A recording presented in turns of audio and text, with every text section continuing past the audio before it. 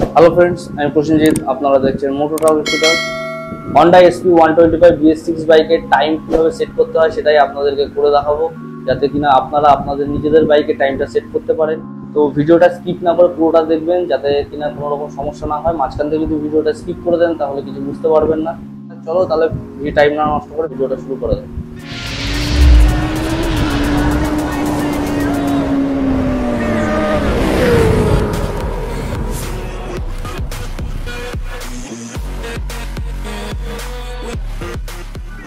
So friends, প্রথমে আমরা চাবিটাকে on করে নেবো।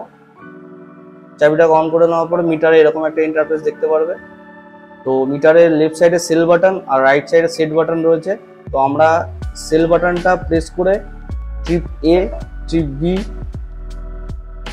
তারপরে এখানে কিলোমিটার, তারপরে অ্যাভারেজ A, তারপর টোটালে এনে আমরা কি করব, সেল বাটন আর সেট বাটন দুটোকে কিছুক্ষণ লং প্রেস করে ধরে রাখবো।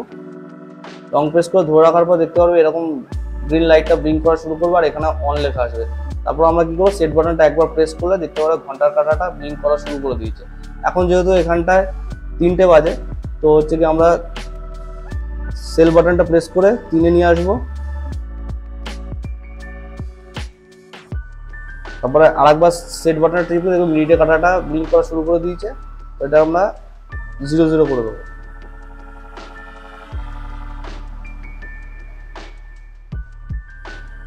জিরো করে তারপর আমরা কি করবো, আরেকবার সেট বাটনটা চাপলে টাইমটা সেট হয়ে যাবে।